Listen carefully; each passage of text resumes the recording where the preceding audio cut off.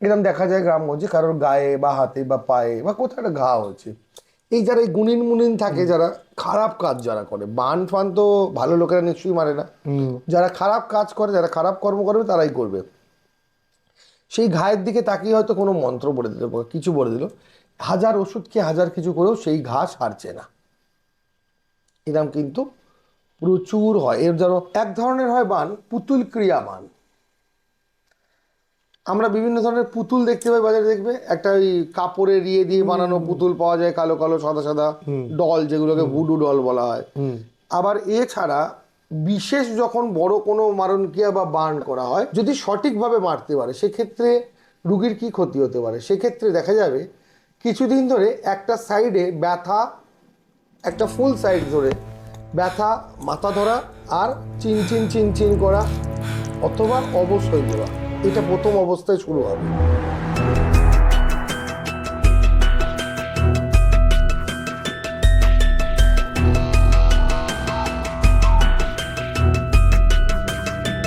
Welcome to সদর esoteric investigator.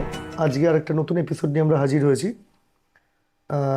রোজগারের মতন যেটা আমি প্রত্যেকটা ভিডিওতে বলি, আজকেও বলছি, ভালো লাগলে ভিডিওটা লাইক, শেয়ার, সাবস্ক্রাইব করতে ভুলবেন না। প্রথম থেকে শেষ পর্যন্ত পুরোটাকে দেখবেন, স্কিপ না করে দেখার চেষ্টা করবেন, কারণ স্কিপ করে দেখার জন্য আপনারা অনেক ইনফরমেশন মিস করেছেন। এবং আজকে একটি খুব গুরুত্বপূর্ণ টপিকের ওপরে আমরা আলোচনা করতে চলেছি, কিছুক্ষণের মধ্যেই সেটা আপনাদের সামনে আমরা তুলে ধরবো। এবং যারা যারা আপনারা আমাদের সঙ্গে যোগাযোগ করতে চান বা অনেকে চাইছেন যোগাযোগ করতে বিভিন্ন কারণে, কোনো পার্সোনাল রেমেডিসের জন্য হতে পারে, আপনারাও আপনাদের সঙ্গে সরাসরি কোনো পডকাস্টে যোগ দিতে চাইলে সেক্ষেত্রে, বা কোনো রকম প্যারানর্মাল ইনভেস্টিগেশনের যদি করাতে চান আমাদের টিমের থ্রু, তাহলে আপনারা সরাসরি স্ক্রিনে যে দুখানা নাম্বার আসছে, প্রথম যে নাম্বারটি আসছে এটি আমাদের সদর এসোটেরিক ইনভেস্টিগেটরসদের মানে অফিসিয়াল কন্ট্যাক্ট নাম্বার। সরাসরি এই নাম্বারে আপনারা আমাদের সঙ্গে যোগাযোগ করতে পারেন। এবং দ্বিতীয় যে নাম্বারটি এসছে সেটি হচ্ছে আমাদের শ্রদ্ধেয় অতিথি, আমাদের সবার ভালোবাসার গুরুজি, এটি ওনার নাম্বার। আপনারা যদি সরাসরি ওনার সঙ্গে কোনো রকম কাজের ব্যাপারে বা যে কোনো রেমেডিসের ব্যাপারে বা কিছু যদি শিখতে চান আপনারা, তো সেই ব্যাপারে আপনারা সরাসরি এই নাম্বারে ফোন করে কন্ট্যাক্ট করে নিতে পারেন। চলুন আজকে আর বেশি দীর্ঘায়িত করব না আমি ইন্ট্রোটাকে।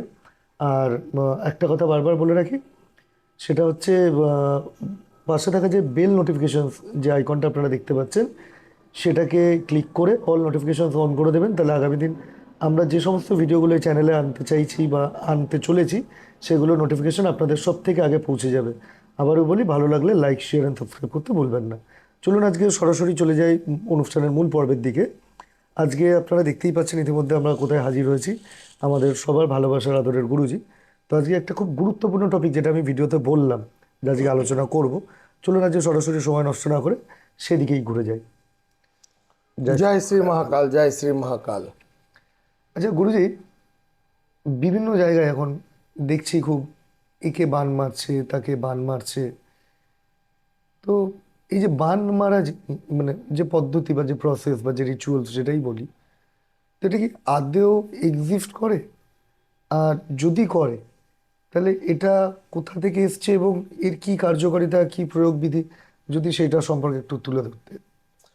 দেখো, এই যে বান মারা যে সাবজেক্টটা, এটা কিন্তু দীর্ঘদিন ধরে চলে আসছে। মানে এটা পৌরাণিক যুগ থেকেই ব্যাপারটা। তুমি যদি আগেকার দিনের মানে এই যে যুদ্ধ ফুদ্ধগুলো যেগুলো আমরা রামায়ণ মহাভারতে পড়ি, এখানেও বিভিন্ন বানের উল্লেখ আছে, তুমি পেয়ে যাবে।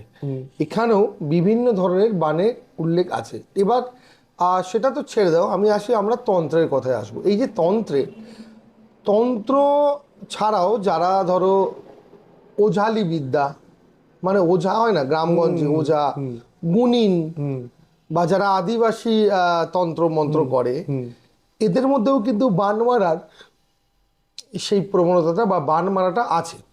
যেমন আদিবাসীরা বিভিন্ন ধরনের জিনিস, কি বলবো, যারা আদিবাসী তন্ত্র করে বা যারা ওঝা টাইপের, ভূত ঝাড়ায়, গুণিন টুনিন টাইপের গ্রামে, এরা কিন্তু অ্যাকচুয়ালি এদের সাধন ভজনও এইভাবে হয় করে না।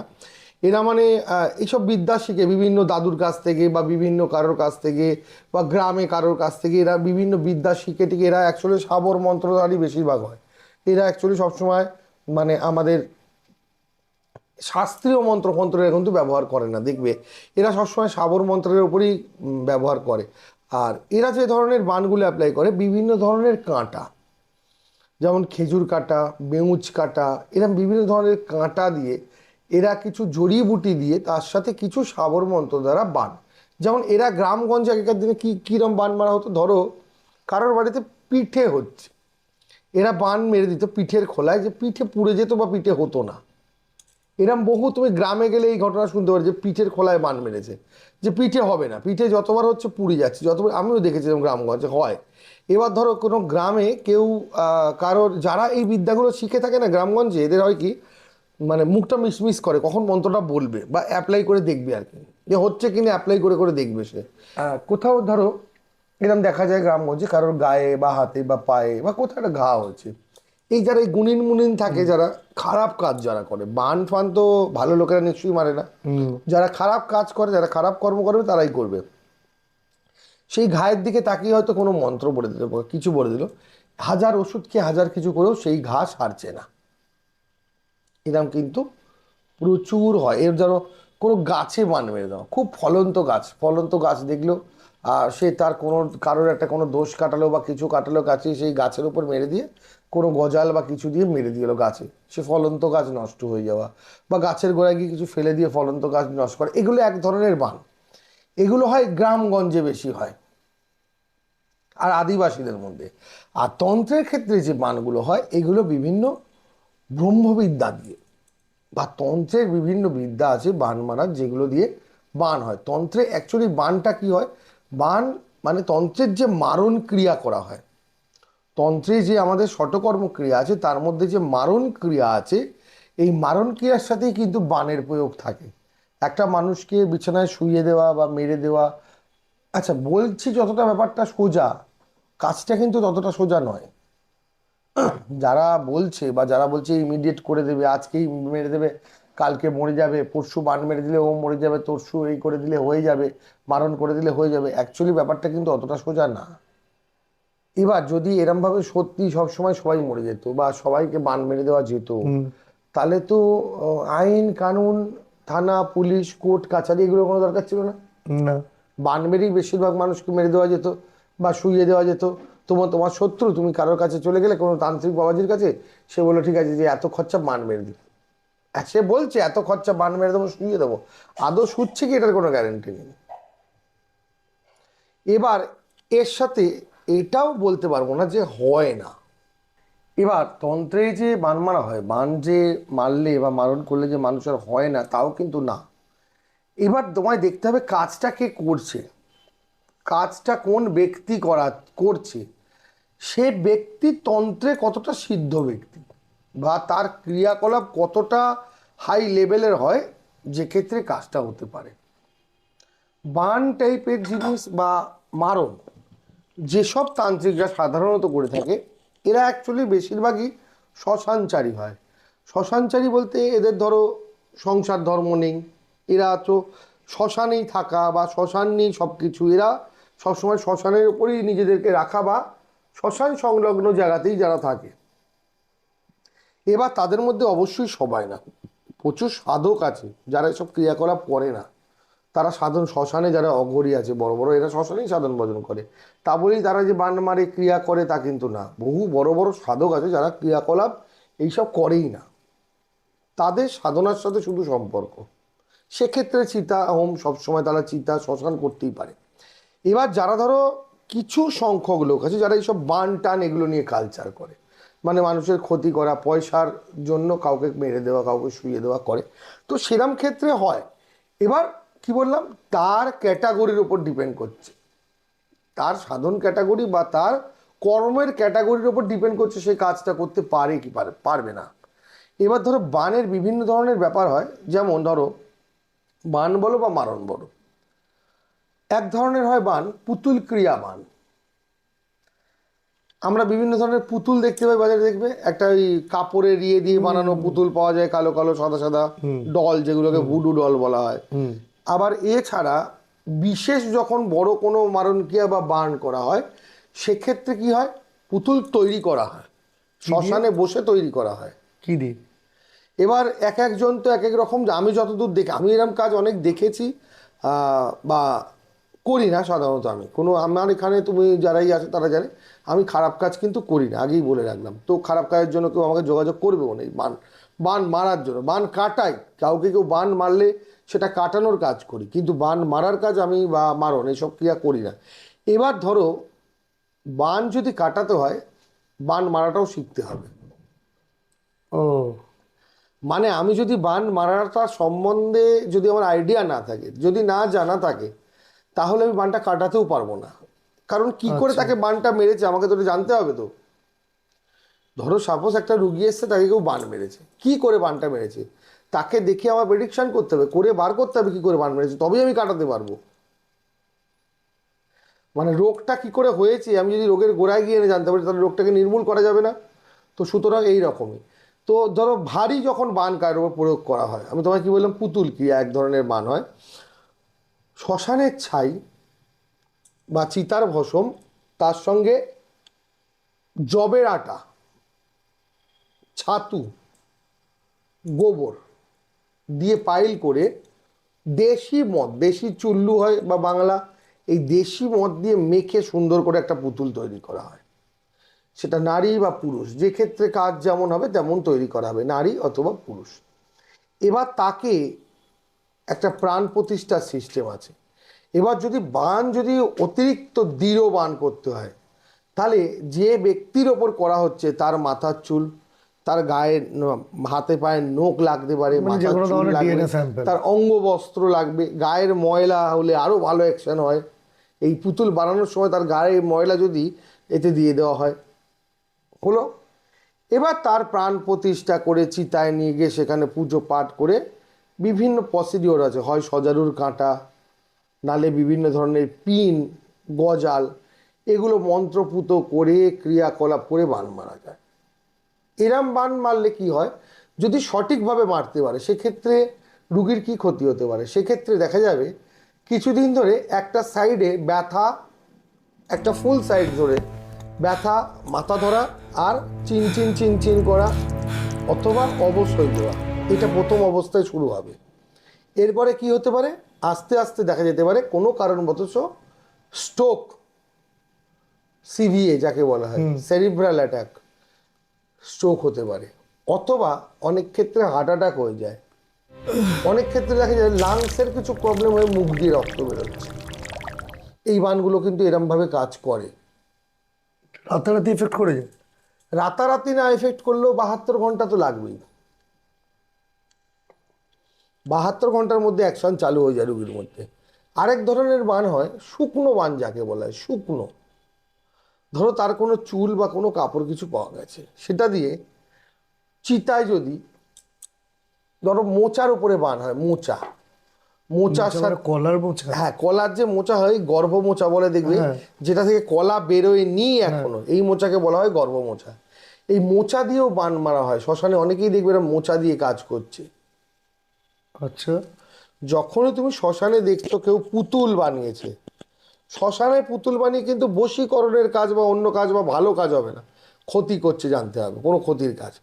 যখনই তুমি দেখবে ওর হাতে সজারুর কাঁটা নিয়ে বসেছে শ্মশানে কেউ, তুমি আগেই জানবে ক্ষতির কাজ করছে। দ্বিতীয়, পিন পেরেক, আলপিন, যখনই দেখবে জানবে ক্ষতির কাজ করছে শ্মশানে বসে। দ্বিতীয়ত, যখন দেখবে মোচা আছে, গর্ভ মোচা রাখা, এই গর্ভ মোচার উপরও পিন মেরে মেরে বান মারা যায়। এক ধরনের শুকনো বান মারা যায় মানুষকে, দেখবে সে কি হয়, আস্তে আস্তে মেয়েদের ক্ষেত্রেও হয়, মেয়েদের কোনো পিরিয়ডের কাপড় বা তার কোনো শাড়ির টুকরো নিয়ে গিয়ে বা জামা কাপড়ের টুকরো নিয়ে গিয়ে বা মাথার চুল নিয়ে গিয়ে এই শুকনো বান মেরে দেওয়া যায়।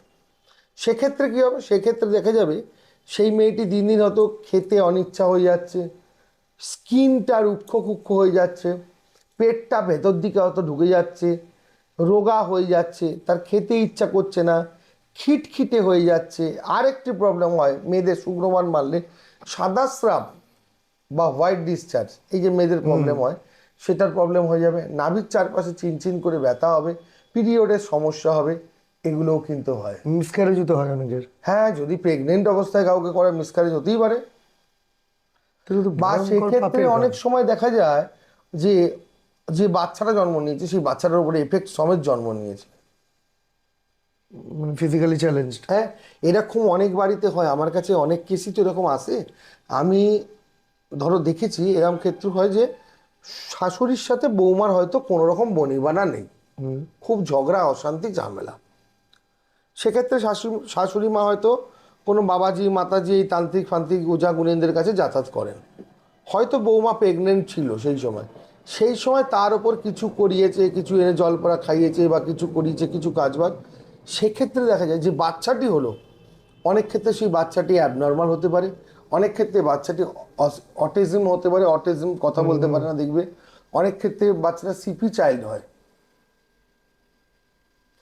এগুলো অনেক সময় জন্মগত কারণেও হয়, মেডিকেল ফল্টের কারণেও হয়, এছাড়া কর্মফলের কারণেও হতে পারে, আবার টুকটাক এই তন্ত্রমন্ত্রের প্রভাবেও কিন্তু এগুলো হতে পারে। বুঝলাম। মূলত কটা বানের প্রকারভেদ? প্রকারভেদ বলে কিছু হয় না, দেখো এইগুলো বানের কোনো প্রকারভেদ বলে কিছু হয় না, এসব বাজে কথা। বান যে যেরম ভাবে শিখেছে সে সেরম ভাবে মারতে পারে, এক একজন এক এক রকম ভাবে ক্রিয়া করে। এবার অনেকে যজ্ঞ করেও বান মেরে দেওয়া যায়। এবার অনেক ক্ষেত্রে রক্ত টক্ত দিয়েও কাজ করা হয়। অনেক ক্ষেত্রে এরকম বান বা মারণও দেখা যায়, ধরো সেটা পুরো বংশের প্রতি হতে যাচ্ছে, বংশ পরম্পরায় হয়ে যাচ্ছে।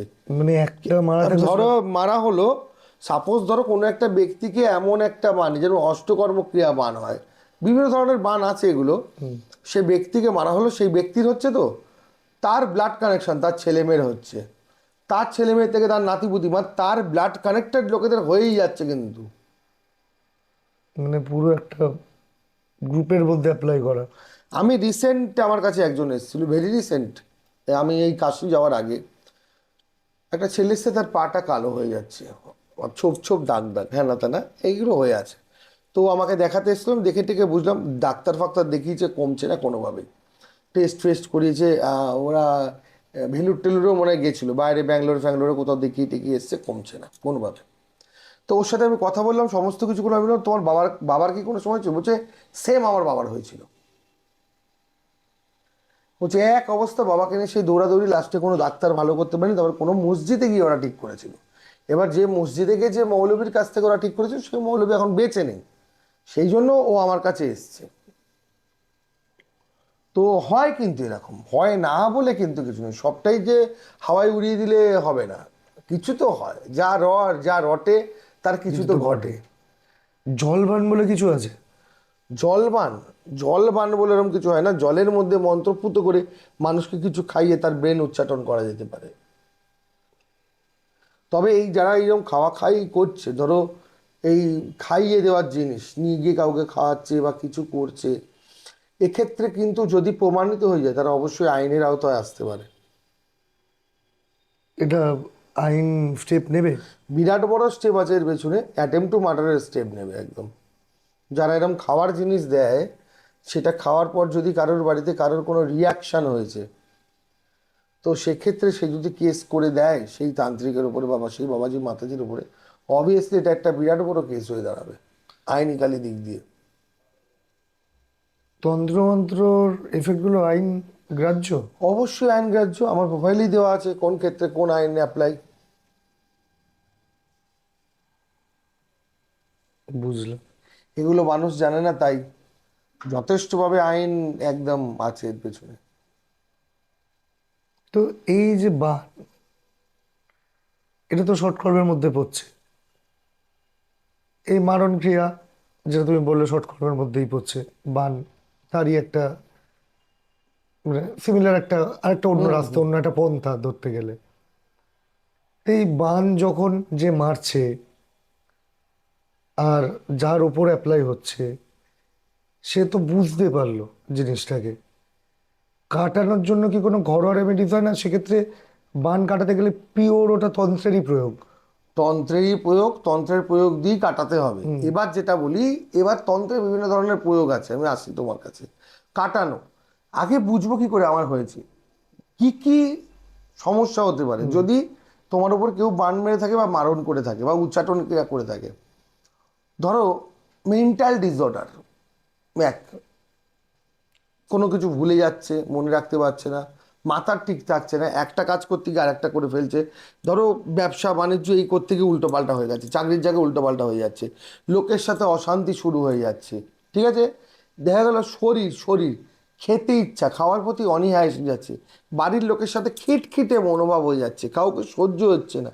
শরীরের ভেতরে অনেক সময় দেখা গেল বাথরুম করতে বসে একটা জ্বালা হয়ে উঠলো, একটা ঝাঁকুনি হয়ে উঠছে, অনেক সময় কাশতে গেলে শরীরে একটা জ্বালা হয়ে উঠলো, বা শুয়ে আছো কখনো চারিদিকে জ্বালা করছে। আবার অনেক সময় কিন্তু পায়ের তলায় জ্বালা বা হাতের তলায় জ্বালা মেয়েদের হয়, সেটা কিন্তু ইউরিক অ্যাসিডের ক্ষেত্রে হতে পারে, সেটা কোলেস্ট্রল হাই থাকলে অনেকের হয়, ডায়াবেটিস থাকলে হয়।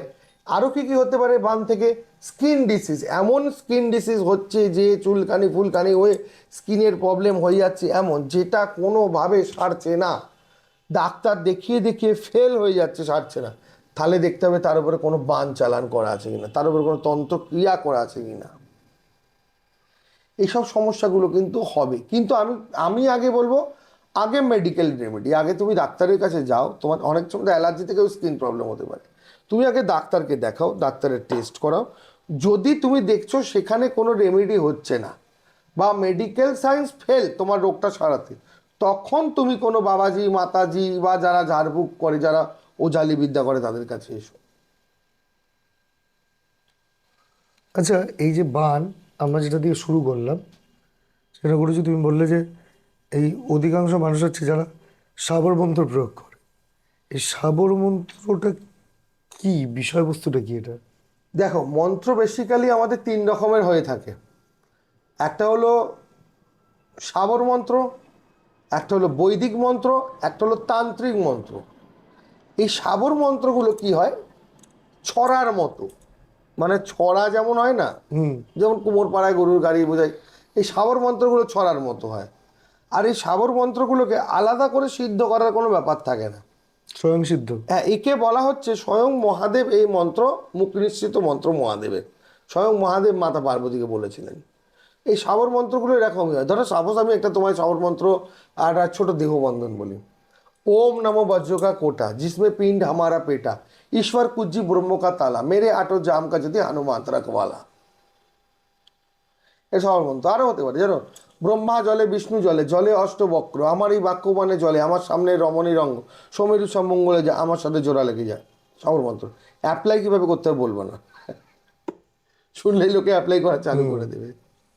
যেমন আমার একটা ফেমাস মন্ত্র আছে, ফেমাস, ইউটিউব ফেমাস ছিল, যে মন্ত্রটা করলে কাজ হবে, বলে দিই। বলো। এই মন্ত্রটা ভালো করে দর্শক বন্ধুরা শুনে রাখো, আরে একবার অ্যাপ্লাই করে দেখে নিও। যেমন ধার ধার মহাধার, ধার বানু 7 বার, অমুকের মুখ বাঁধো একবার, ফাটে না ফুটে ভিজে না চির, রক্ষা করে যোগিনী বীর, দোহাই গুরু গোরখনাথ কি দোহাই। অমুকের জায়গায় নাম বসতে হবে। ধরো তুমি প্রচুর ঝগড়া করছো আমার সাথে, বা তোমার সাথে আমার পাঁচিল তোলা নিয়ে ঝামেলা, বা কোনো কিছু নিয়ে ঝামেলা আছে, কিছু আছে, প্রচুর ঝগড়া লেগে চলছে, তোমার মুখটাকে বন্ধ রাখতে হবে। তো একটা চাকু নেবো, চাকুর মধ্যে এই যে মন্ত্রটা আমি বললাম 21 বার বলবে, একবার করে বলবে, একটা করে ফু দেবো, 21 বার বলে 21টা ফু, একবার বলবে একটা ফু, 21 বার হয়ে যাওয়ার পর তোমার নাম নিয়ে 3 বার ডেকে মাটির মধ্যে ওই চাকুটা এক করে পুঁতে দিয়ে বলতে হবে, তুমি যেন আমার মুখের উপর কোনো কথা না বলতে পারো।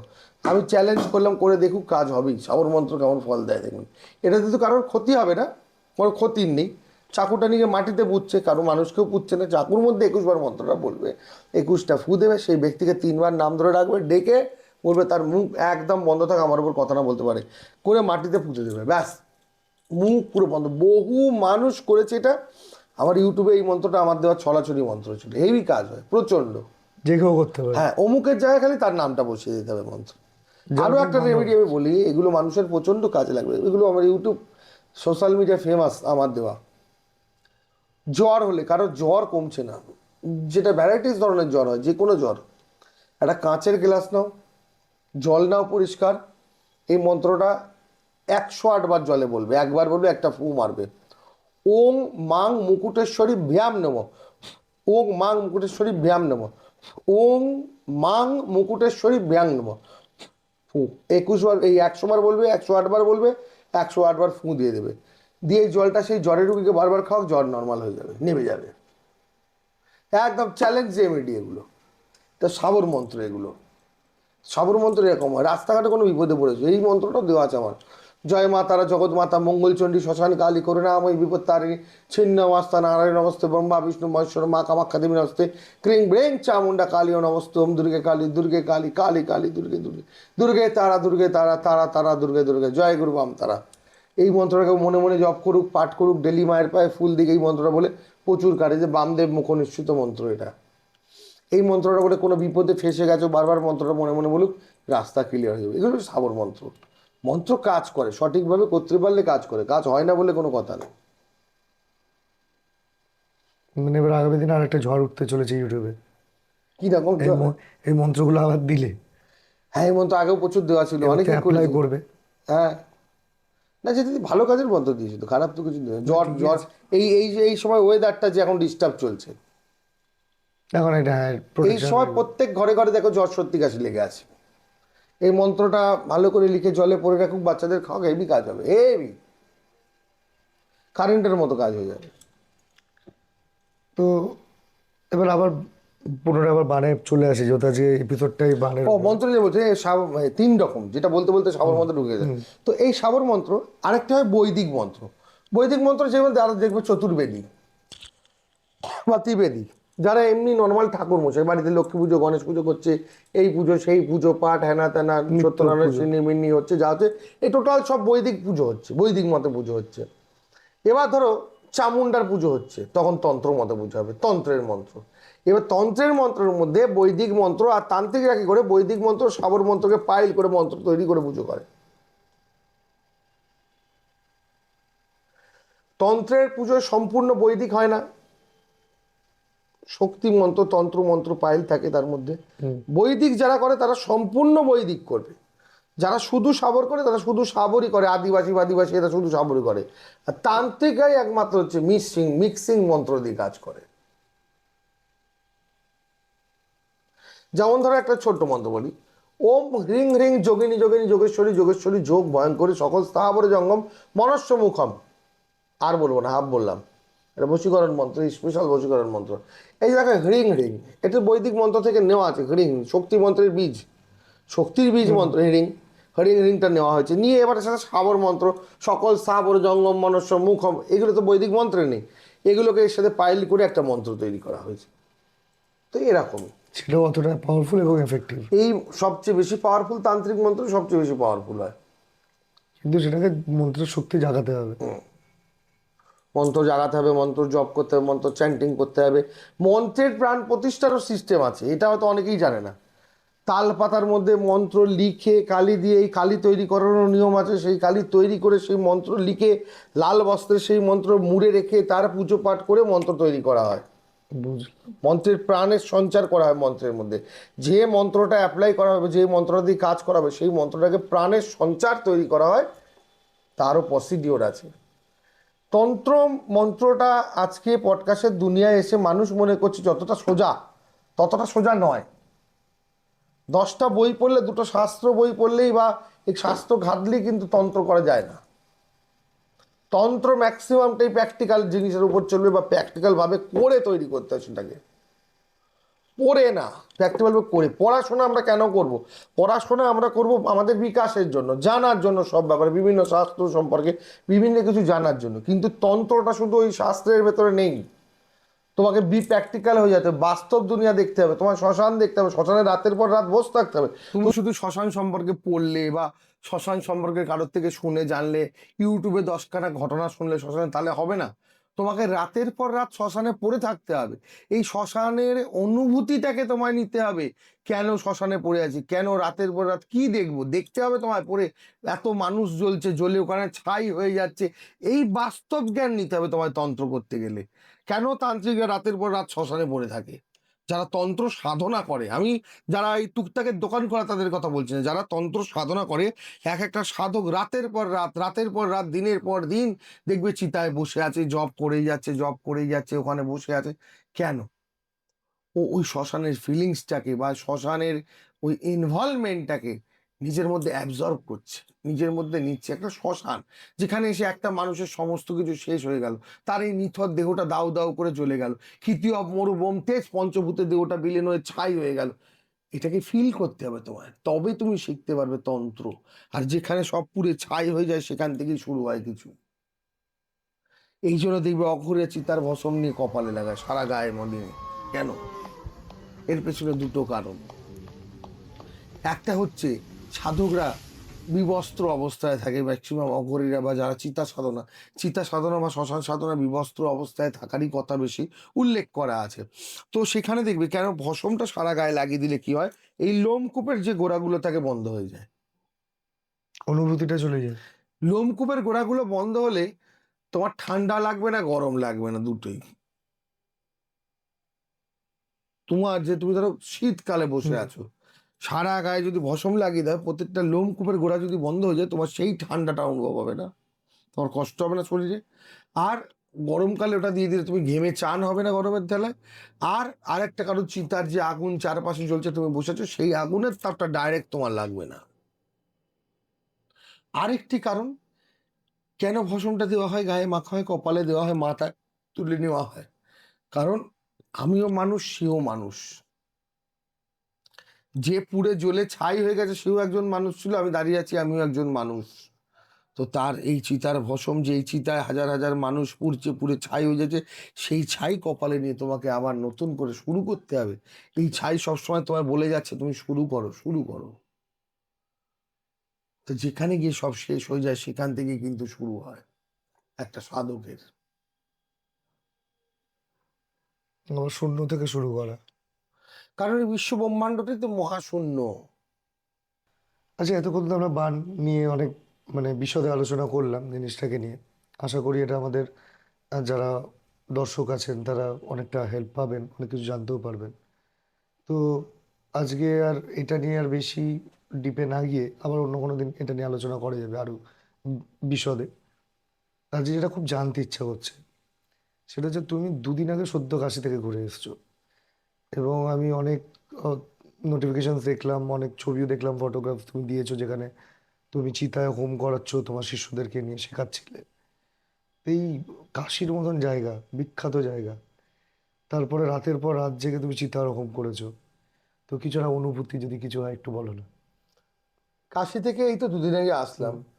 কাশিতে যেটা ব্যাপার হয় দেখো, কাশিতে যারা তন্ত্র করতে যায়, সাধারণত যারা তান্ত্রিকরা বা তন্ত্র সাধকরা যায়, তারা সবসময় আগে গিয়ে কিন্তু মণিকর্ণিকা ঘাটটাকে প্রেফার করে। হুম। তারা সবসময় মণিকর্ণিকা ঘাট, কাশিতে দুটো, গঙ্গায় দুটো শ্মশান, একটা মণিকর্ণিকা ঘাটে মরা পড়ে, আর একটা হচ্ছে রাজা হরিশ্চন্দ্র ঘাটে মরা পড়ে। তো মণিকর্ণিকাটা সবাই টার্গেট করে যে আগে একবার মণিকর্ণিকা যেতে হবে। তো আমি কিন্তু আবার মণিকর্ণিকায় খুব একটা বসি না। মণিকর্ণিকা আগে আমি অনেক হোম করেছি, আমার অনেক, তুমি প্রোফাইলে ভিডিও দেখতেও পাবে, মণিকর্ণিকার ভিডিও আছে। কিন্তু মণিকর্ণিকাটা আমি প্রেফার করি না খুব একটা। তার কারণটা হলো মণিকর্ণিকা শ্মশানটা প্রচণ্ড জ্যামজট, মানে ভিড়ভাড়টা সবসময় মণিকর্ণিকায় লেগে আছে, প্রচুর মরা পড়ে মণিকর্ণিকায়, আর ভিড়ভাড়টা। আর আরেকটা জিনিস কি, মণিকর্ণিকায় তুমি দেখবে সমস্ত রকমের সাধকরা আছে, মানে এসে মণিকর্ণিকাতেই যায়। যারা দেখবে তুমি, আমরা সোশ্যাল মিডিয়া ইউটিউবে দেখি সব সাধনা করছে, মানে অ্যাকচুয়ালি সব সাধনা করে না, সব সাধনা রিল বানাতে যায়। মণিকর্ণিকা ঘাটে কোনো মরার বাড়ির লোকের সাথে বা ডোমের সাথে সেটিং করে একটা মরার বুকের ওপর চেপে বসলো, চেপে বসে দু চারটে রিল বানিয়ে ফেসবুকে অ্যাড করছে বা ইউটিউবে অ্যাড করে। মণিকর্ণিকা এগুলো সবাই শ্মশানে সবাই দেখবে বসে বসে এইসব করে আর কি, মরার রিল বানাচ্ছে, মানে এগুলো করে টোরে কি ওর মরার মানে সব সাধনা হচ্ছে। অ্যাকচুয়ালি সব সাধনা কাশিতে কিন্তু এপারে হয় না, এটা একদম দাহা মিথ্যে কথা যারা বলছে যে এই পারে সব সাধনা। কাশীর নদীর ওই পারে বলে, ওই পারে একটা জায়গা আছে, কাশিতে যারা গেছে, কাশিতে কিন্তু মরা ভেসে আসে। ভেসে আসে? হ্যাঁ, বলছি আমি তোমায়। এবার সেই জন্য মণিকর্ণিকা আগে বসতাম আমি, অ্যাকচুয়ালি মণিকর্ণিকায় বসি না, কারণ মণিকর্ণিকায় ওই দু চারটি ইউটিউবারদের ছড়াছড়ি, ওখানে সারাক্ষণই ভিডিও ফিডিও এই চলে যাচ্ছে। ধরো তুমি বলে আপনি কি ভিডিও করেন না, হ্যাঁ আমিও ভিডিও করি। সে একটু ধরো শ্মশানে একটু গেলাম, একটু চিতায় পুজো পুজো দিচ্ছিলাম, একটু ছবি ফবি তুললাম, বা হোম করছিলাম, একটু ভিডিও তুলে ছাড়লাম। কিন্তু তা বলেই কোনো মরা বুক করে মরার বুকে বসে ছবি দিয়ে যে সব সাধনা হচ্ছে আর এটা সোশ্যাল মিডিয়ায় ছেড়ে দিলাম, এটা সম্ভব না, এইসব করি না।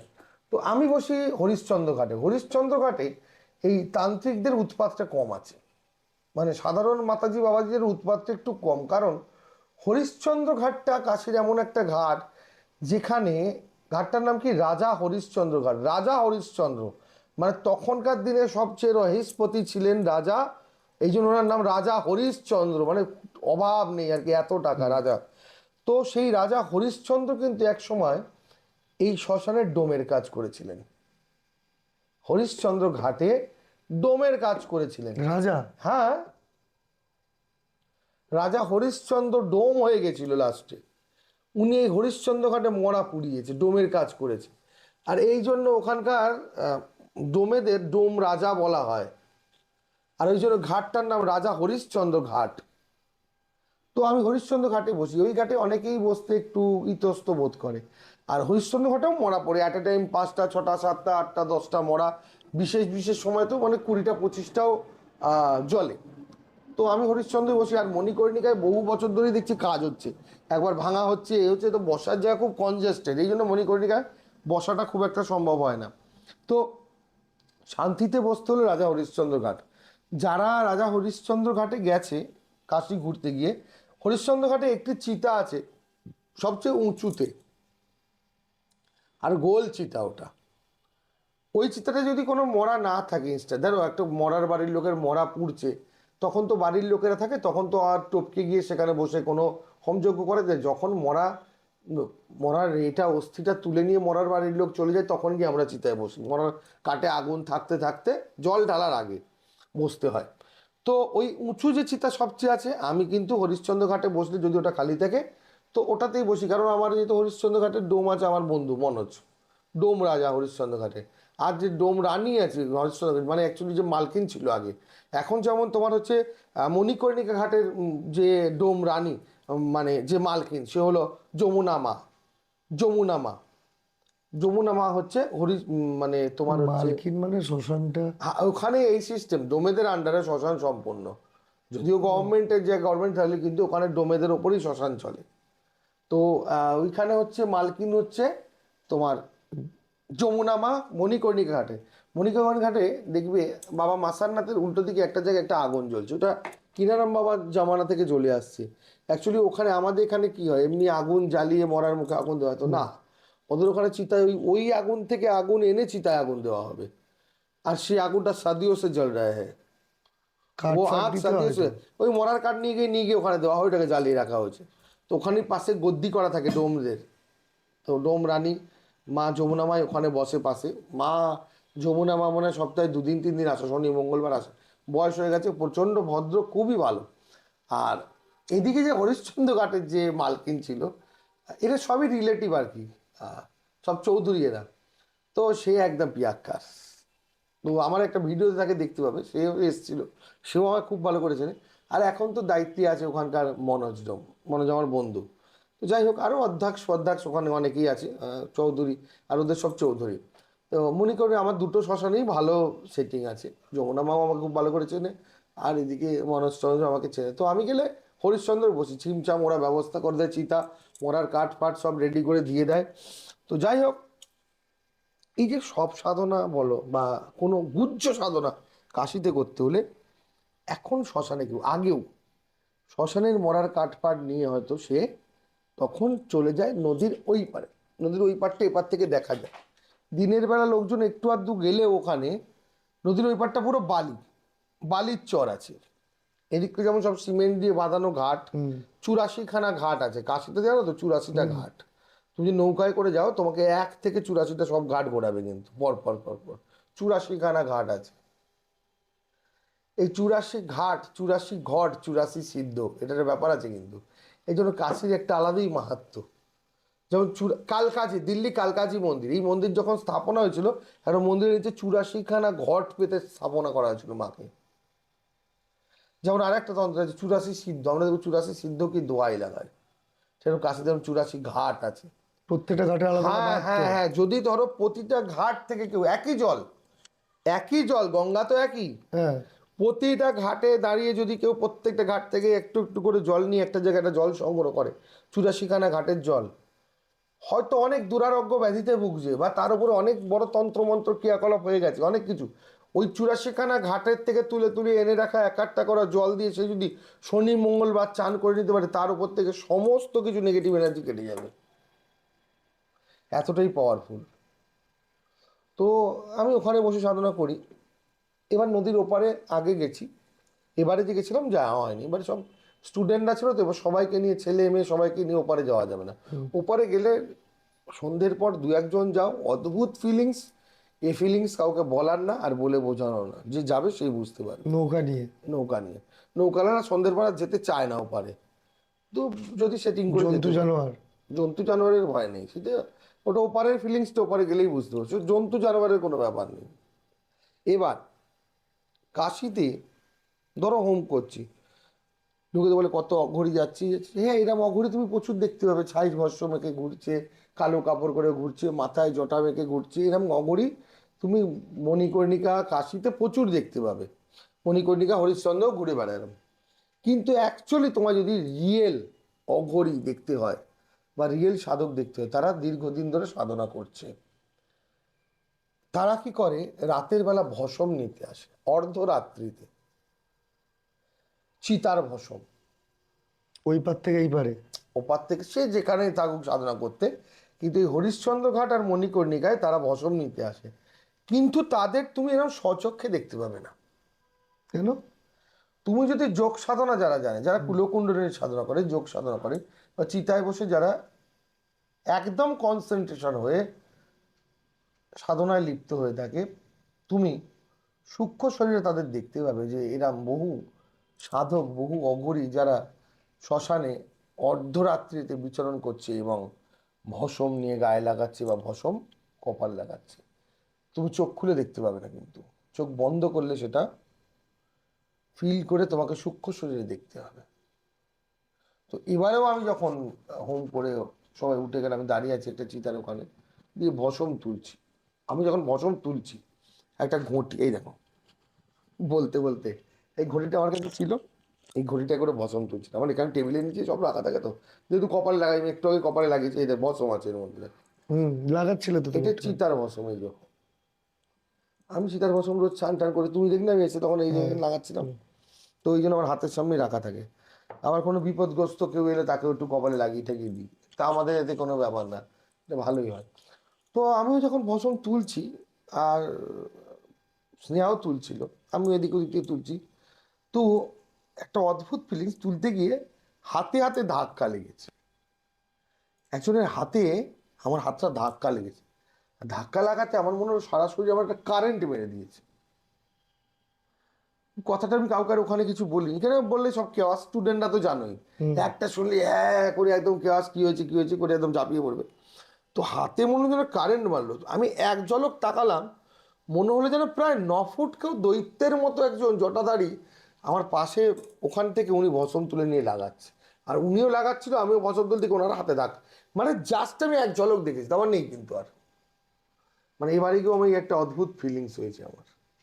আর এটা আমি খুব গর্বিত, মানে, বা আমি ওনার কাছে খুব, মানে হাত জোর করে নমস্য ব্যক্তি আমি।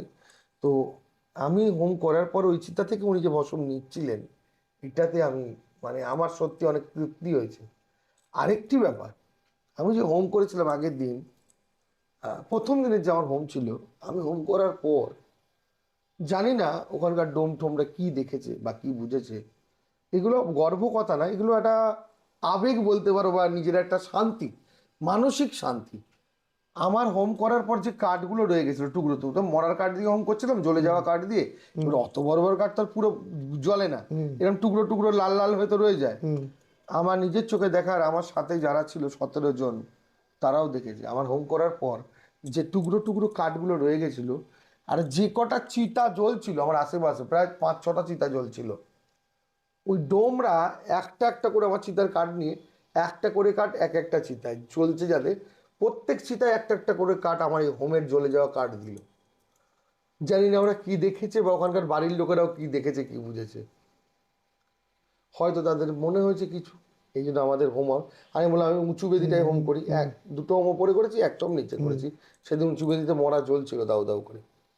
তো এই ফিলিংস, কাশি একটা আলাদা ফিলিংসের জায়গা। যারা কাশি যায়নি অবশ্যই বলবো, জীবনে অনেক পয়সা অনেক দিকে যায়, অনেক ঘুরিয়ে বেরিয়ে কাশি একবার দর্শন করে এসো। আর একটা নাইট পারলে হয় মণিকর্ণিকায়, নালে হরিশ্চন্দ্র ঘাটে একটা রাত কাটিয়ে এসো। জীবনের অনেক সত্যতার সম্মুখীন হবে, জীবনে অনেক কিছু উপলব্ধি করতে পারবে। আমি আরেকটা কথা জিজ্ঞেস করব, এই যখন এই ঘাটটার ব্যাপারে আমরা কথা শুরু করলাম, তখন তুমি বললে আহ, কাশিতে মরা ভেসে গেছে গঙ্গায়, এই ব্যাপারটা কি? হ্যাঁ, কাশিতে যারা ধরো সব সাধনা করে, হুম। অ্যাকচুয়ালি কাশিতে ধরো পুড়ে যাওয়া রুগী, সাপে কাটা বা বিষ খাওয়া, এরকম অনেক রুগী হয়, মানে অনেক মৃত হয়, যে মৃতকে ভাসিয়ে দেয়, নদীর মধ্যিখানে নিয়ে গিয়ে পোড়ায় ভাসিয়ে না? দেয়, না পোড়ায় না, এর ভাসতে ভাসতে ভাসতে ভাসতে তারা চলে যায়। তো যারা সব সাধনা করে, লুকিয়ে চুরিয়ে হোক, সব সাধনা তো এখন ব্যান্ড, তো যারাও করে তারা সেই বডি টেনে ওপারে নিয়ে যায়। কোনো চিতার বডি দিয়ে বা কোনো মরা বাড়ি থেকে বডি এসছে, ন্যাচারাল ডেথ হয়ে মারা গেছে, তাকে পোড়ানো হবে বলে চিতায় তোলার আগে তার বুকে বসে সাধনা হয় না, বা সেই বডি দিয়ে সাধনা হয় না। বডিকে আহ্বান করতে হয়, যখন বডি ভেসে ভেসে আসে সেই বডি নদী থেকে তুলে নিয়ে গিয়ে সেই বডিতে চিতা সাধনা হয়, এই সব সাধনা হয়। তো সেটা কাশীর শ্মশানের নদীর ওই পারে সব সাধনা হয়, এখনো হয়। এখনো বেশ কিছু বড় বড় অঘরী ওই পারে থাকে। সেটা ওই পারে গিয়ে ভালো করে যারা কাশী যাতায়াত করে, একদিন সন্ধ্যের পর ব্যবস্থা করে যাক, নৌকা করে গেলে বুঝতে পারবে। বিপদে পড়বে না ওখানে গিয়ে? সেটা তার গুরুর কৃপা থাকতে হবে, তার উপরে মহাদেবের কৃপা মানে থাকতে হবে। নর্মাল লোকের জন্য আর নয়? তা নিয়ে নর্মাল লোক তো না যাওয়াই উচিত। নৌকালাই নিয়ে যাবে না নর্মাল লোককে।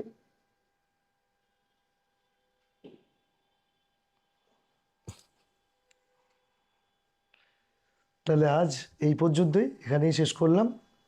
আগামী দিনে আবার নতুন এপিসোডে নতুনভাবে দেখা হবে। আজ এই পর্যন্তই। নমস্কার। জয় শ্রী মহাকাল।